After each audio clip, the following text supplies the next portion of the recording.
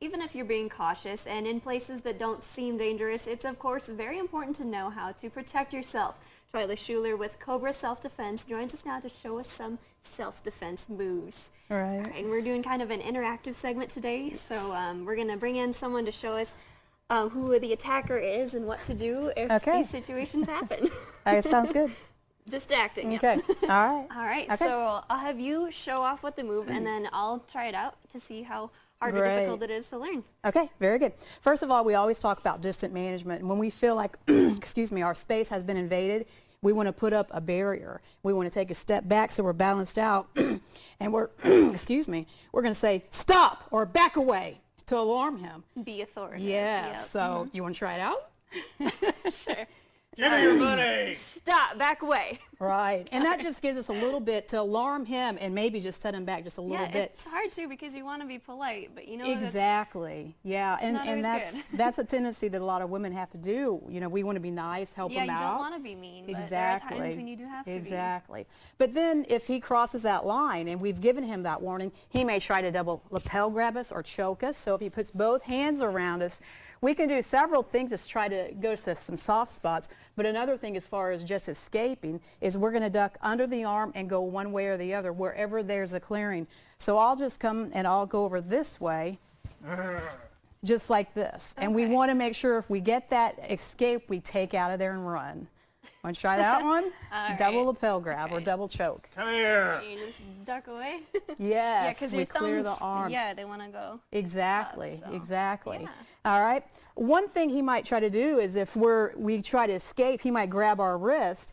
And if he tries to pull us, then we want to get a really big base here and lean away just a little bit. Not so much that if he lets go, we fall over. Right. So we're going to do this, and we're just going to lean away. If he starts to step backwards a little bit and drag us, we're just going to accompany that, but make a really strong base here.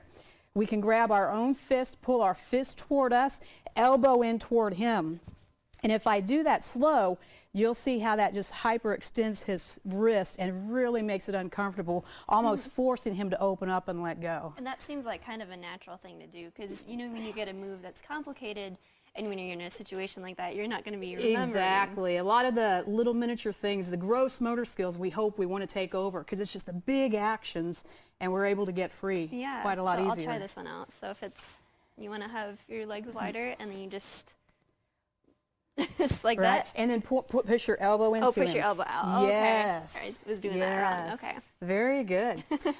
One we can do if he grabs us from behind, it's almost the same. Well, if actually he's going to grab us by the throat, it's kind of the same thing here, right here, hands on the throat.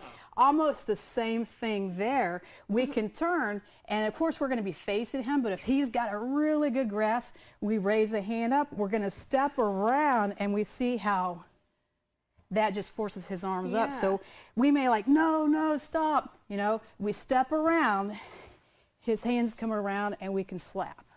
Okay, I'll try that one out too. So you have to square up and then use your arm. Right, and we're going to, go ahead and step that foot it's step around. too, all right. Okay. Yes, and then that hand can flow right into there. Yeah, some good moves. And yes. And you have a class too that teaches you all these things. So if you don't get it all right away. Right, definitely. We have it on Tuesdays and Thursdays. Tonight, actually, we're starting a free community self-defense class, ages 18 and up, and it's at 5:30 at 1918 North Baltimore Street here in Kirksville. So we're really looking forward to that. We have quite a few women signed up and a few men too. So and free too. That's it nice. It is. Yeah. Yeah, and sounds good. You said it's also just a peace of mind thing, you know, having a few of these moves in your back pocket so you know if something like this happens that you are a little bit more prepared than Definitely. It's kind of like telling our kids what they should or shouldn't do, so that way if they get caught in a situation, they're not to question, well, what am I supposed to do? And that way they can react a lot quicker, and it does give you definite peace of mind.